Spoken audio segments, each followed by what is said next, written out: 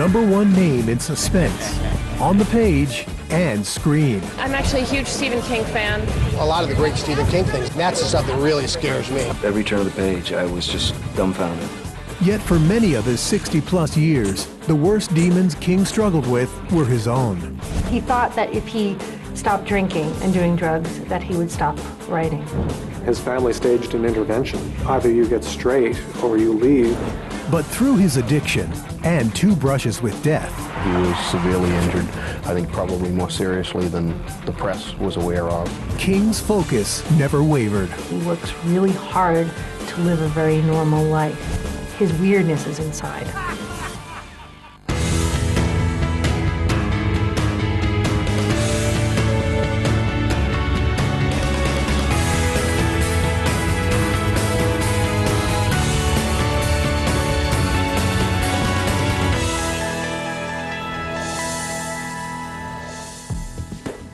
For nearly 35 years, Stephen King has been writing some of the world's best-selling fiction. People will say, where do you get your ideas? I don't know where I get them. You know, and if I did, man, would I tell you? His stories have been translated into 37 different languages, filling more than 70 novels and novellas, 110 short stories, and over 50 film and TV adaptations, with more projects on the way. The Ghost Brothers of Darkland County is a project where he teamed up with John Mellencamp. So the idea is that it would be a Broadway show, with Mellencamp writing the music and Steve writing the story. Like a bottomless well, Stephen continues creating unforgettable tales of the supernatural, including his short stories, which have inspired films like 1408. This film is about a very evil hotel room. And The Mist. That envelops a town in New England and weird bad things happen. And Secret Window. This one it just had me, it just took me. I was completely in shock. A lot of people know Stephen King primarily through the movies. Countless nightmares have been inspired by his best-known works, Misery, The Shining, and Carrie. But he's also written critically acclaimed non-horror, like The Green Mile, The Shawshank Redemption, Stand By Me, and Dolores Claiborne. He doesn't write straight horror as much as he used to, and so he's lost fans along the way, but he keeps getting new fans. He could have retired a long time ago if it was just about the money. You want to know what I'm really afraid of in terms of my work is that I won't know when it's time to stop. Stephen King's story begins in Maine, a state known for its incredible beauty, harsh winters, and practical, no-nonsense residents. During World War II, Stephen's father, Donald Edwin King, served in the Merchant Marines, traveling the world. Afterward, he returned to Maine and sold vacuum cleaners door to door. Donald and his wife, Ruth Pillsbury King, adopted their first son, David, after doctors told them Ruth could never bear children. But in 1947, to her surprise, she became pregnant. On September 21st, she gave birth to a healthy baby boy, Stephen Edwin King. The Kings welcomed their miracle baby. Ruth stayed home and tended her young boys, while Donald was the breadwinner. Until 1950, when Donald changed their lives forever. He said, Ruth, I'm going to go out and get a pack of cigarettes. And that was the last she ever saw of him. For the next 9 years, Ruth and her boys moved from the East Coast to the Midwest and back again, chasing whatever work Ruth could get. Sometimes they stayed with Ruth's family, sometimes with Donald's, always hoping he might return. It was such a big stigma to not have a father in the 50s. And so Ruth would tell the kids to say, just tell me he's in the Navy. He was a worker. And that has certainly influenced the both of us. I don't think anyone could ever say Steve and I are lazy. The other thing I think that came from our mom was persistence. There were times when Ruth couldn't afford a babysitter and had to leave her small boys alone while she worked. I understood that David used to read to Stephen and then get Stephen to read to him, and that's how they took care of each other. And she'd come home and ask him questions to make sure that they had focused on reading while she was gone. But at that time, they would have been like 4, 5, 6, very young. He spent most of what should have been his first year in school essentially in bed. He had some ear infections which spread into his tonsils, and he started to write. And so the fact that he has a vivid imagination, I think, made that year more tolerable and perhaps was a very seminal point for him in developing the imagination and the ability to tell stories. While Ruth encouraged her sons to read, she was disturbed by what Stephen gravitated toward: mystery stories and early horror comic books. Inevitably, they gave him nightmares. When he was a child and he first started out by adapting comic books into short stories, she told him he could do better than that he should be writing his own stories rather than putting together what other people had written. And when he wrote a better story, she would pay him a quarter. In 1958, Ruth moved her boys to Durham, Maine. There she would care for her ailing parents full-time. In return, her sister gave them a house to live in. Ruth was paid in goods, groceries, and clothing, and occasionally worked part-time to make extra money. Even by Durham standards, the Kings were exceptionally poor. Their house had no indoor plumbing, and in the cold Maine winters, Stephen and his brother walked to their aunt's house for a hot bath. He and his brother David knew how impoverished they were, how hard his mother worked, but yet he could do nothing to help her.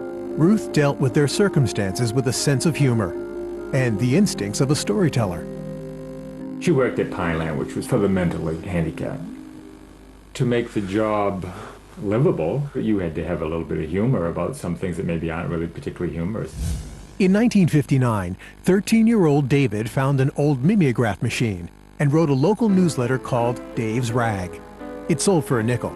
Stephen contributed reviews of TV shows and short stories. The boys may have been the poorest in town, but they were hard to ignore. Dave was so ambitious in doing everything. Steve was the reader. He was kind of a big, goofy kid. He'd be walking down the road, and he'd always be reading his book. At age 11, Stephen was over 6 feet tall, awkward, uncoordinated, and severely myopic. But his friends at Durham Elementary admired his quick wit and intelligence. Our family were readers, all three of us. When we were living in Durham, I can remember especially, if you came in at supper time, you'd see the three of us seated around the table, each of us reading our own paperback. Stephen's world revolved around those books. At home, he lined the walls of his room with paperbacks. And if he made money doing jobs for neighbors, he'd head to nearby Lewiston, Maine, to indulge in sci-fi and horror movies. He thrived on horror magazines and horror movies. Every movie that we ever went to was usually a horror movie. He loved to be scared. When he couldn't afford movies, Stephen would visit friends and stay up late watching horror movies or The Twilight Zone on TV. He said that the monsters, ghouls, and vampires that made his friends scream never scared him. Stephen, in fact, had many fears: spiders, closed-in spaces, sewers, funerals, the number 13, the dark. But more than anything, Stephen feared the very thin line between good and evil. At 11, he began collecting stories about real-life mass murderer Charlie Starkweather, who'd gone on a killing spree with his girlfriend in Nebraska and Wyoming. Stephen's mother found this collection and told him he was warped, but it was the beginning of a lifelong pattern. He always felt that by dealing with his fear, through writing them down, it would help make it disappear. In 1960, Stephen discovered that his love of writing may have been no accident. He stumbled upon a box in his aunt's attic.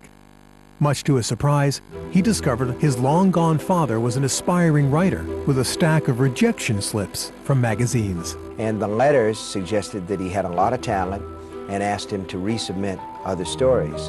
And I asked my mother about that one time because she kept all his stuff, and she just kind of laughed and said, "Stephen, your father didn't have any persistence. That's why he left the marriage." Stephen began submitting his own stories to magazines and started his own collection of rejection slips. But unlike his father, Stephen didn't stop. He was determined to get published. He started submitting when he was as young as 13 years old. In the fall of 1963, Stephen began attending Lisbon High School. He gained notoriety and a 3-day suspension for publishing a parody of the high school newspaper called The Village Vomit. He also taught himself the guitar and formed a band. But unlike most teenagers, he also had a part-time job digging graves. My father was the caretaker of a small cemetery, so that's how he got the job. But it was either $25 or $50, I think. Right, was phenomenal. Tremendous money in the early 60s. This inspired Stephen to write I Was a Teenage Grave Robber, a short story about an orphaned boy who digs up bodies for a mad scientist. In 1965, Comics Review accepted and published the story. He made no money, but he was finally in print. Before Stephen graduated from Lisbon High in 1966, he went on his senior class trip to New York City and Washington, D.C., during which he began what would become a 20-year habit. And he got very drunk. And I think that the teachers saw him the next day and realized what had happened and sort of told him that shouldn't happen again, but I think he went and did it again the very next day. He didn't understand how anybody could be a social drinker. It was always his aim to get as plastered as possible. Although he was able to still write. That was always his constant. He was always able to write.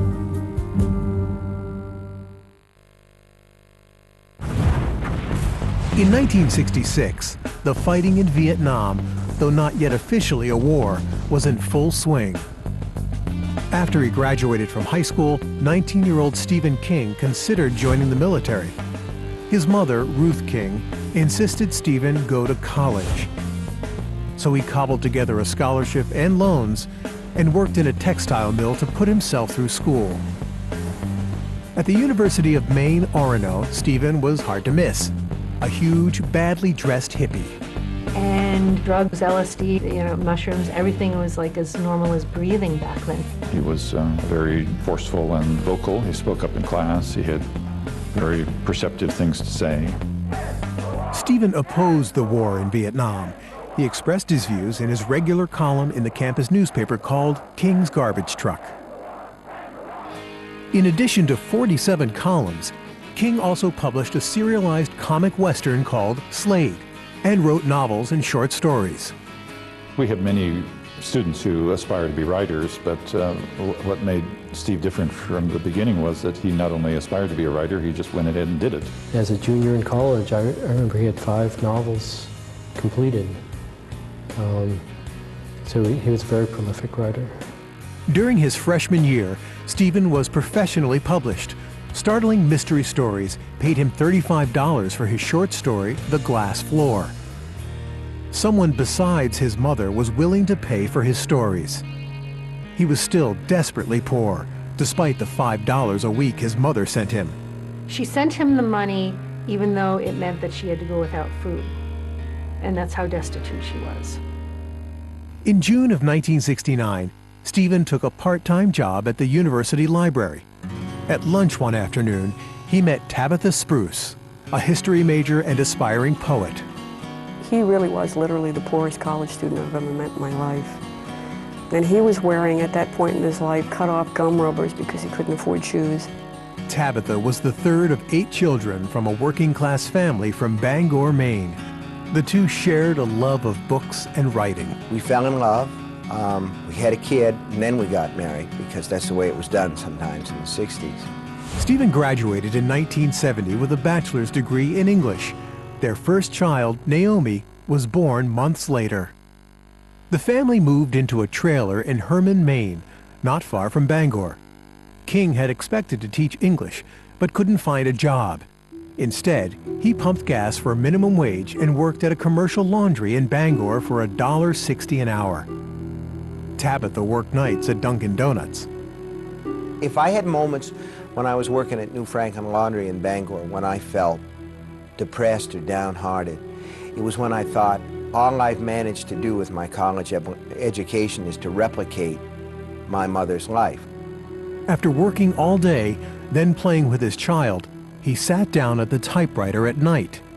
This, he felt, was his family's ticket out of poverty.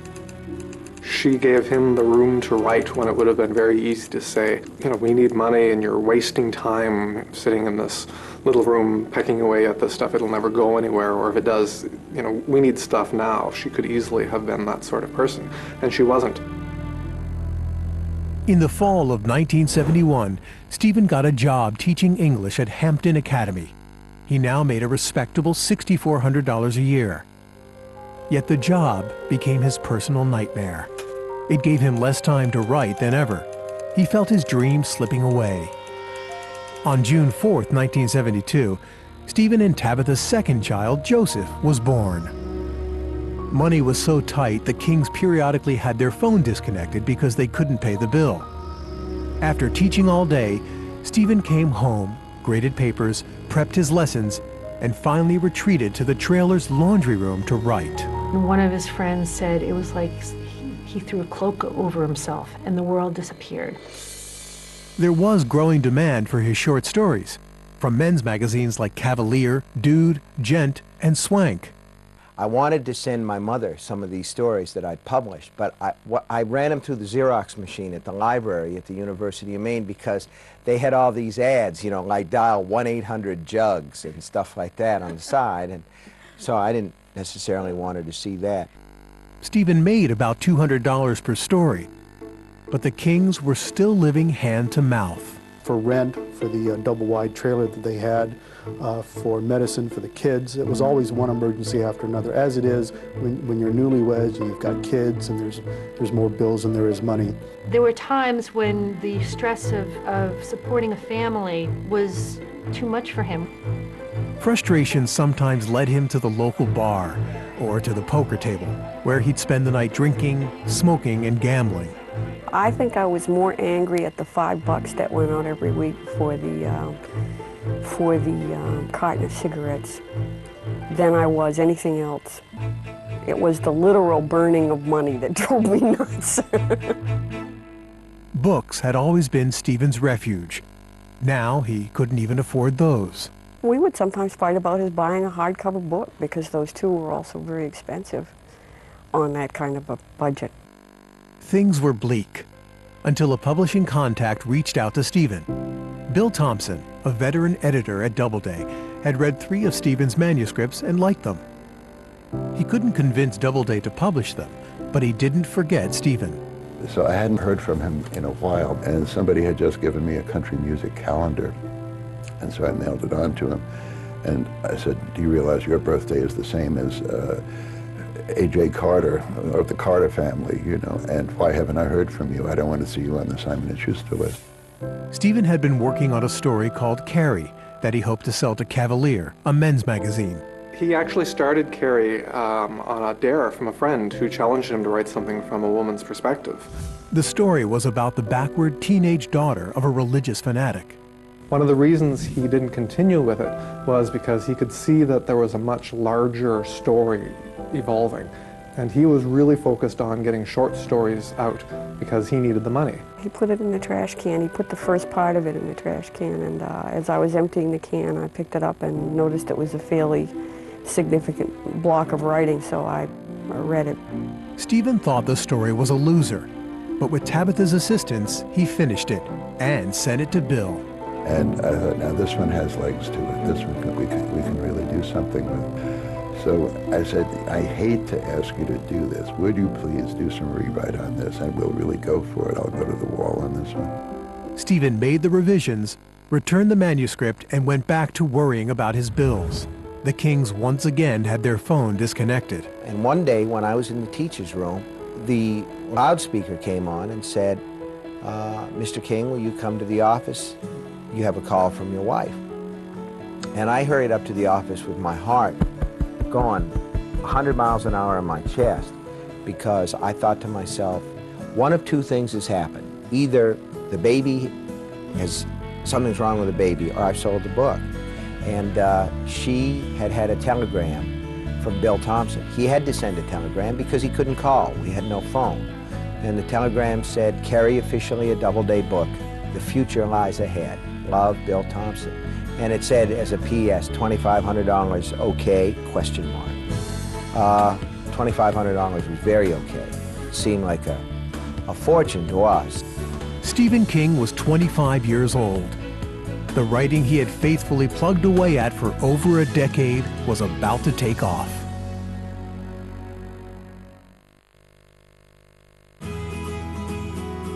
When Doubleday released Stephen King's Carrie in April 1974, he and his family moved out of their trailer and into an apartment in Bangor, Maine. Stephen even considered leaving his teaching job, but it seemed unlikely he'd make a living by writing alone. So he continued writing into the wee hours every night, and he continued drinking. He was not a secretive drinker. He didn't hide his drinking from his family because to him that was normal. To his kids, he once said that it was like any father who comes home from work and has 3 or 4 martinis. Back in New York, Doubleday was talking to New American Library, a paperback book publisher. They were also excited about the story of Carrietta White. I think their first offer was either $200,000 or $250,000 for the paperback rights on this. Well, this just blew us all out of the water. And, you know, Bob Banker, who was our subsidiary rights man, you know, great poker player, you know. Well, actually, we were looking for more than that. And I say to Bill, how much? And he said, 6 figures, $400,000. The phone was on the wall in the kitchen, and all the strength ran out of my legs. Doubleday split the money from paperback sales evenly with the author. Stephen would get $200,000, enough to stop teaching and write full-time. Finally, Stephen's mother, Ruth, who had supported him with everything she had, saw her youngest son achieve success. She was still working one of these really menial jobs, and he took her out. He says, you never have to work another day in your life, even though it was, you know, not going to last too much longer. Known to no one but herself, Ruth King had been stoically suffering the symptoms of uterine cancer for years. She died in December 1973 at age 59, knowing that Doubleday would publish Carrie, but she never actually saw the book. I think he was just remorse that she was never going to see him go even further. And it was a sad funeral. Stephen was devastated, yet he realized just how much Ruth had given him with her loving support and work ethic. Clearly, she fostered the imagination because they didn't have much else. I remember as an undergraduate he would talk about when he sold his first novel he was going to buy, I believe it was a pink Cadillac convertible, and come back to campus with his big car and sort of drive around. King decided against the pink Cadillac. Instead, he bought a red, white, and blue one. But he was humble enough to ditch it when he returned to Durham.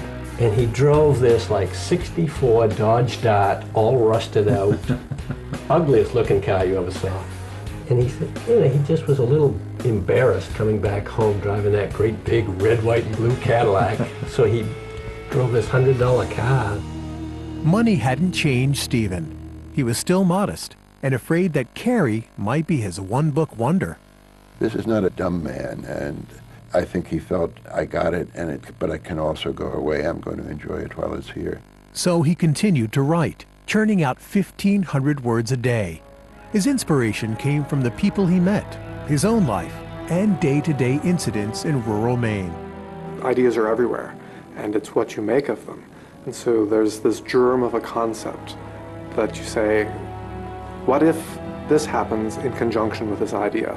So for Salem's Lot, for example, what if a vampire came to a small town where there are secrets? Stephen wrote that story and sent the manuscript for Salem's Lot to Doubleday. They bought it and sold the paperback rights for $500,000. Again, Stephen got half. 2 novels had made him almost $500,000 richer, phenomenal for a new writer. And there was the promise of more from film adaptations. With the success of movies like Rosemary's Baby and The Exorcist, horror was hot in Hollywood. Columbia Pictures soon optioned the film rights to Carrie. He took horror out of the stuffy old mews and the old castles in foreign countries and brought it into small-town America. But King couldn't shake the fear that success might be fleeting. He decided a change of scenery might provide new inspiration. In the fall of 1974, the Kings relocated to Boulder, Colorado. There, too, Stephen had a hard time writing. Thinking a quiet weekend together might help, he and Tabitha went to the Stanley Hotel in Estes Park. And they were, in fact, getting ready to shut down for the winter season. They check in, and they practically have the whole hotel to themselves. King's imagination started going into overtime. He would walk down the hall and he would see a fire hose all coiled up, and in his mind he could visualize it and hear it thumping on the ground. He began imagining a boy with paranormal powers who senses evil in the haunted hotel and whose alcoholic father tries to kill him. For Stephen, this was more than just another story. He knew these characters. Although he acknowledged at the time that he drank a considerable amount, it wasn't until the time when he actually said, "I'm an alcoholic," that he said, you know, I was writing about myself, really, and my struggles with alcohol when it comes to Jack Torrance. Anybody who's been married 3 or 4 years, who's coping with basically no funds and everything else, there's a lot of stress, interpersonal stress, and a lot of that stuff went into the novel that I wrote, The Shining, that had to do with booze, that had to do with anger, with a lot of the things that I felt at that time.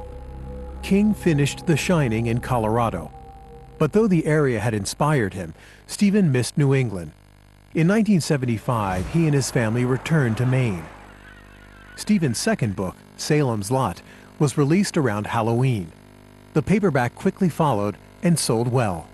But late in 1976, a whole new audience discovered Stephen King with the film release of Carrie, starring Sissy Spacek. The movie was a box office hit. Stephen loved what director Brian De Palma had done, and he loved the exposure. Hollywood loved him back. What the film Carrie did was it put King on the map in a way that a book just won't. You want to get people that aren't going to go into the bookstore. These are the non-book readers. You know, a movie like Carrie will get them into the stores. Stephen worked up the confidence to ask Doubleday to resurrect the Stephen King books it had rejected before Carrie, especially his first novel, Rage, the story of a student who takes over a school and holds his classmates hostage. Doubleday didn't want to oversaturate the market with his name, so Stephen convinced his paperback publishers to release Rage under a pseudonym, Richard Bachman. Rage by Richard Bachman came and sank like a stone. I mean, the world was not looking for a Richard Bachman book. And I think he was somewhat disappointed. But the world was looking for the next Stephen King book. In 1977, Doubleday published The Shining. It quickly became both a hardcover and paperback bestseller. In fact, Stephen's first 3 novels all became bestsellers. And when he released The Stand in 1978, many considered it his masterpiece. The Stand is, in terms of King's fiction, it's unique. Here's a man who can write characters large and small, much like a Dickens landscape. The Stand is one of the books that has a huge fan base. And in fact, you know, he sort of cynically says, a lot of my fans, there's a certain number of my fans who say, I could have written nothing else after The Stand and they would be perfectly happy. The Stand is an apocalyptic tale of a superflu that wipes out most of humanity, leaving the survivors to fight a battle of good versus evil. The original manuscript was 1,200 pages long and weighed 12.5 pounds. Doubleday refused to release it unless Stephen trimmed 400 pages. He had made millions for the publisher and felt he had the right to call his own shots. But Doubleday insisted. To make matters worse, Stephen's contract doled out his payments in small, yearly increments, so he wasn't seeing his share of the profits. But what sent Stephen over the edge was the way Doubleday executives treated their #1 author. It seemed that every time that I was walking the halls with him and some of the brass would go by, they never once recognized him. I'd have to introduce him. In 1977, Stephen negotiated a deal with New American Library, his paperback publisher.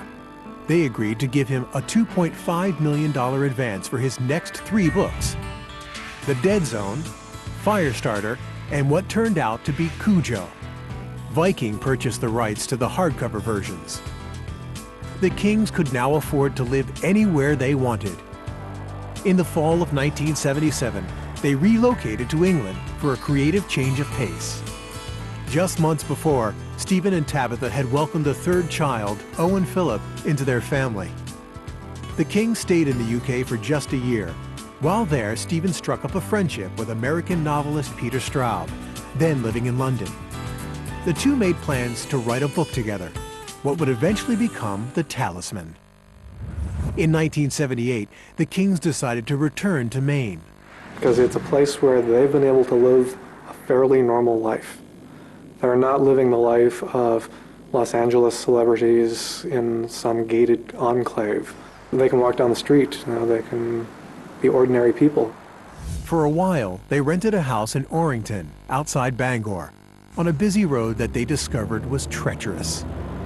So many animals were killed by speeding transport trucks, they had their own burial ground for them, the woods behind Stephen's backyard.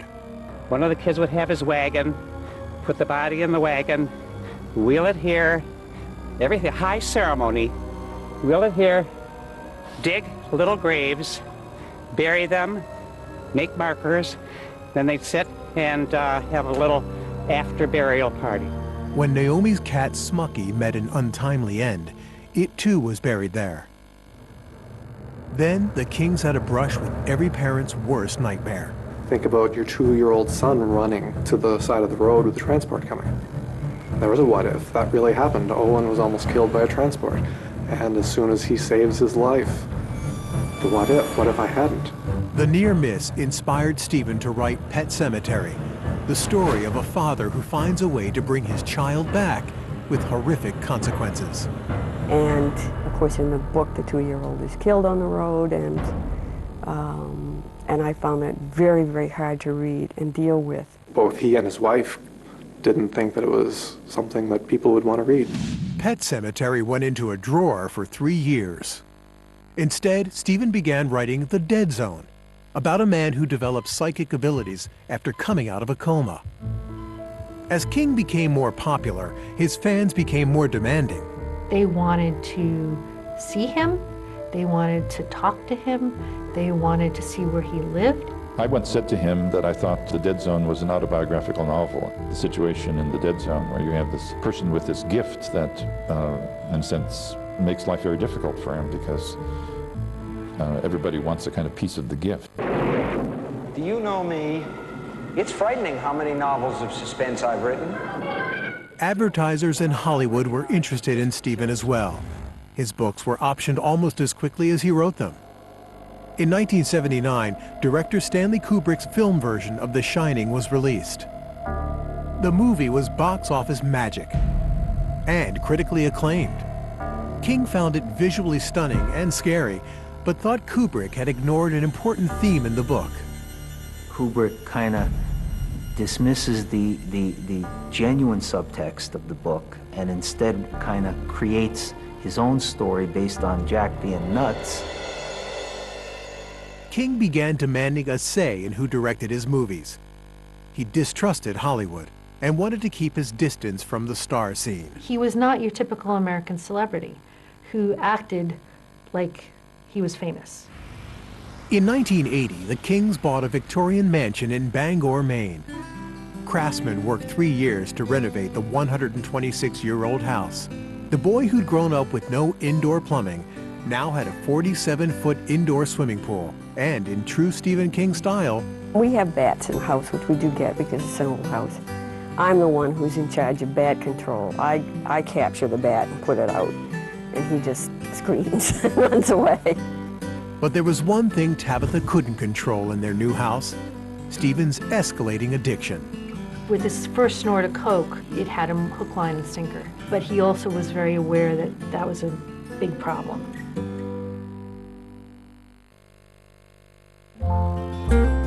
After publishing his first best-selling books in the 1970s, Stephen King's writing output exploded in the 1980s.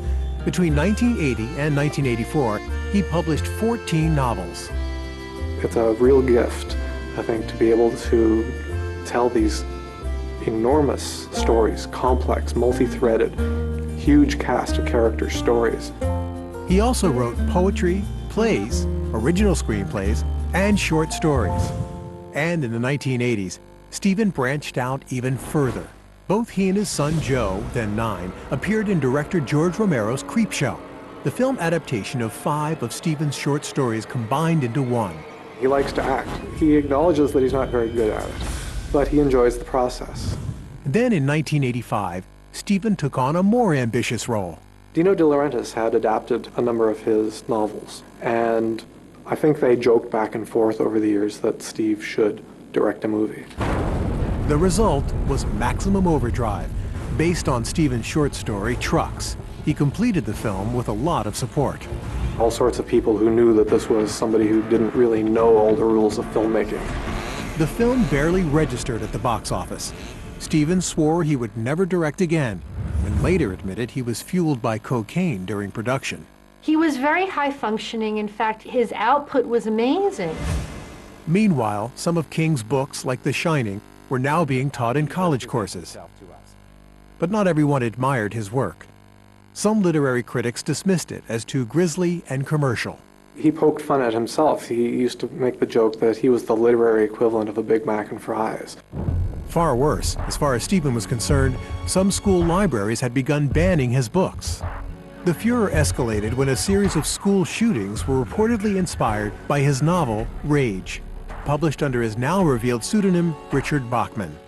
If there's anything that I regret in my career, it's publishing the novel Rage.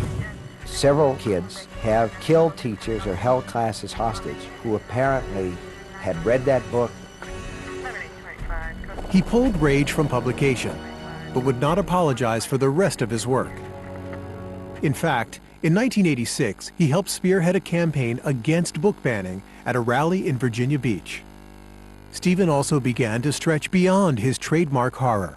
One of his short stories, The Body, was released as the film Stand By Me in 1986, directed by Rob Reiner. Look, over there! I see him! I see him! None of us could breathe. Somewhere under those bushes was the rest of Ray Brower. The coming-of-age tale set in Maine was based on a true story from Stephen's childhood.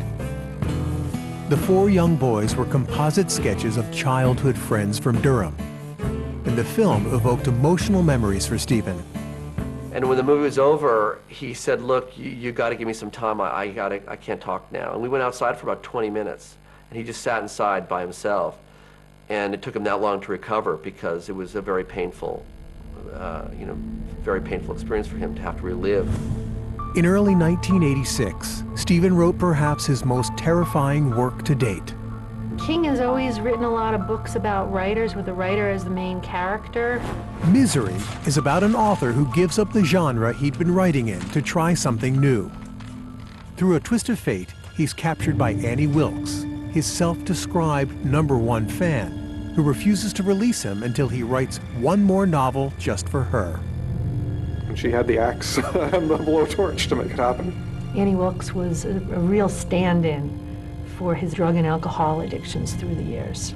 He tried to get away from it. She wouldn't let him escape. And maybe it became a certain point where he thought this is the way it has to be, that the drinking is an integral part of the creative process. Misery was a huge success, firmly lodging itself on bestseller lists for most of 1987. In just over a decade, Stephen King had sold over 100 million books. He was one of the most powerful men in publishing and in Hollywood. And he was a mess. He was smoking 2 packs of cigarettes a day. He was drinking 3 to 4 six-packs of beer a day. He was chugging NyQuil and Listerine and snorting the coke. He was very much in denial when his family staged an intervention. They basically presented him with the evidence. Tabby and the kids finally had had enough. Either you get straight or you leave because we think that you're on the road to killing yourself and we don't want to see it. His biggest fear was that he would be unable to write if he was sober. But given the choice between not writing again and keeping his relationship with his family, he sided with his family. He said, "This is a sacrifice I'm willing to risk. If the creativity goes with sobriety, then I'm willing to do that." It would be years before King was 100% sober. But with considerable support, he was able to get his life back on track. Later, after he got sober, Tabby, his wife, said, You would have a hangover every single morning for years and years and years, and then you would start drinking in the afternoon. But ultimately, he became very open and doesn't shy away from talking about that period in his life. And Stephen returned to writing, sober. In 1990, the film version of Misery premiered. The thriller was a hit, and actress Kathy Bates won an Oscar for her performance. I'm sorry, Paul, this is all wrong. What? You'll have to do it over again. It's not worthy of you. Throw it all out, except for that part of naming the gravedigger after me. You can leave that in. Over the years, Maine had been good to the Kings, and now they returned the favor. In Bangor, there was no field suitable for Little League baseball. He came up with the idea of the Little League field here in Bangor. It was all out of his pocket. People being the way they are, they instantly called it the Field of Screams. Nor did Stephen forget the importance of the public library in his formation as a writer. With his wife Tabitha as chairperson, they spearheaded fundraising to expand the local Bangor library. He also started a couple of new foundations specifically to help artists and writers and performers who have become disabled. He even bought Bangor's local AM rock station to ensure that it stayed independent. It was renamed WZON, and eventually, Stephen bought 2 more local FM stations. Stephen King. And in time, he and other prominent writers formed a band called the Rock Bottom Remainders. They tour to raise money for literacy and other causes. Stephen's biggest fear is that suddenly the entire band will stop and turn to him and go, "Take it!"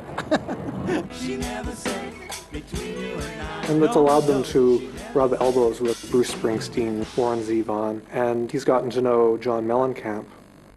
But even though many of Stephen's personal demons had been conquered, he continued dreaming up new ones for the page. Between 1985 and 1999, he published 26 more books. In 1996 alone, he published 2 books, plus 6 volumes of his serial novel, The Green Mile.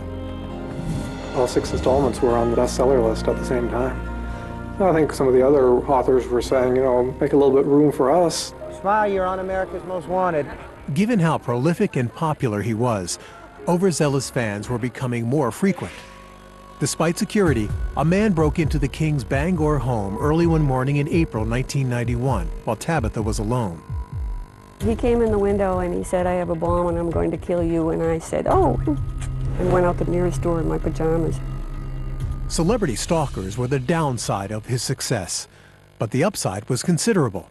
His stories were hot properties for TV and movie adaptations, especially his non-horror short stories like Dolores Claiborne and The Shawshank Redemption. There's been a significant shift. People saw him as a popular and moneyed writer, and now I think many people are seeing him as an important writer. One of the few things Stephen didn't have was an answer to what had happened to his father, Donald King, who walked out on his family without a trace nearly 50 years earlier. In the late 1990s, a documentary producer tracked him down because David gave him his Social Security number. The producer found that Stephen and David's father had been living in Wind Gap, Pennsylvania until November of 1980 when he died. And Donald had other secrets. Donald had gone off and married and created another family in Pennsylvania. He was a bigamist because he was never divorced from Ruth. Stephen was given the name of his father's second family and discovered they were Brazilian, but Stephen decided not to contact them. He didn't want to disrupt another family because he knew what that was like. The life Stephen King now had was beyond his wildest dreams. By 1999, more than 300 million copies of his books were in worldwide circulation.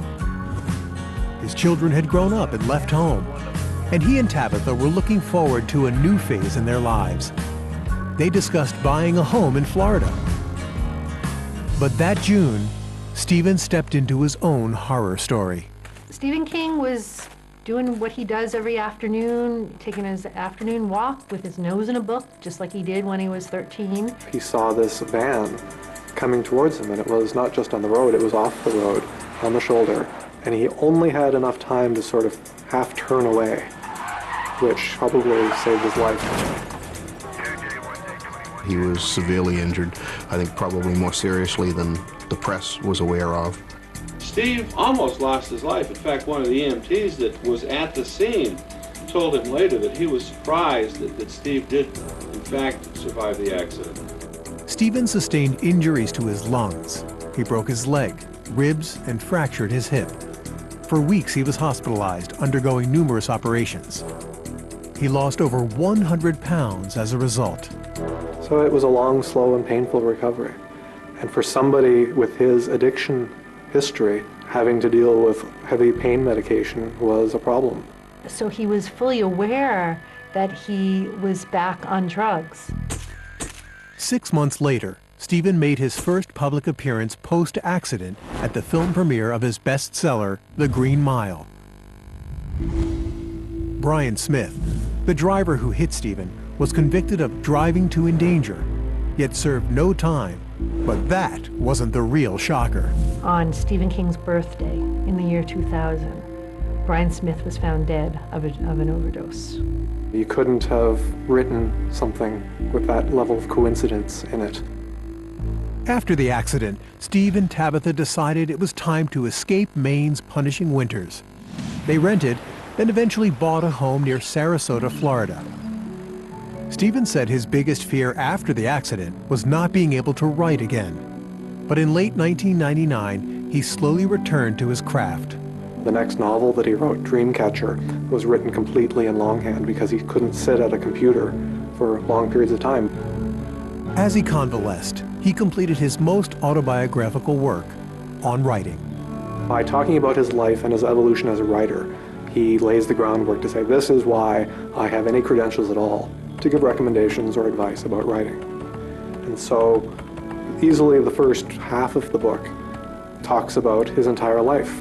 You want to know what I'm really afraid of in terms of my work is that I won't know when it's time to stop. Stopping doesn't seem to be in the cards for Stephen. He remains as prolific as ever, becoming the first major author to release a book exclusively over the internet with Riding the Bullet in 2000. And 3 years later, he was awarded the prestigious National Book Foundation Medal for Distinguished Contribution to American Letters. He said he wouldn't have missed that night for anything. And in fact, he was very ill that evening. And after the award, he went right to the hospital because it turned out that one of his lungs deflated. He could have died from that injury. So he has said, you know, it almost killed him to accept that award. That's what he's talking about. For years afterward, Stephen's near-death experiences inspired his work. He did a TV miniseries called Kingdom Hospital, and one of the first episodes of that was a very graphic recreation of the accident itself. And in the 7th book in King's Dark Tower series, Stephen's accident actually threatened the fate of multiple universes. Perhaps the most touching of Stephen's works to grow out of his brush with death is his 2006 novel, Lisey's Story. It's about a writer who dies and then his wife is left to deal with his legacy. The characters aren't he and Tabby, but there are some similarities. Since his accident, he's published more than 20 new books. And filmmakers continue to lift King's words off the page and onto the screen, like in the 2004 movie Secret Window, starring Johnny Depp. Every turn of the page, I was just, dumbfounded at how this writer was taking me on this journey. And in the 2007 horror thriller, The Mist. That envelops a town in New England and weird bad things happen. Plus, the 2007 supernatural mystery, 1408, starring John Cusack. This film is about a very evil hotel room. Stephen King's creative journey has led him to explore new territory. In 2008, he published Duma Key, his first suspense novel based in Florida. It rocketed to #1 on the bestseller list. But it was his next book, 2009's Under the Dome, that delivered readers an ecological suspense story. With Under the Dome, the idea is that there's this small town in Maine where suddenly the complete town is surrounded by this invisible dome that people, they can't get in and they can't get out. Led by a malicious local politician bearing an uncanny resemblance to former U.S. Vice President Dick Cheney, the situation turns deadly. Stephen followed this major work with a slimmer novella, Blockade Billy, published in 2010. It immediately jumped onto the bestseller list as well. Blockade Billy is about an exceptionally good baseball player. He was a catcher. He gets the name Blockade Billy because he can block home plate. Nobody can get past him. But his complete history as a baseball player has been expunged from the records because a dark secret from his past came to light. The work he's done is astonishing, not only in terms of the volume of work, but the kinds of material and the kinds of characters he's created. I think he's one of the great storytellers ever. He starts with that what if, and he then is off and running to tell himself the story, because he's learning the story as he goes along.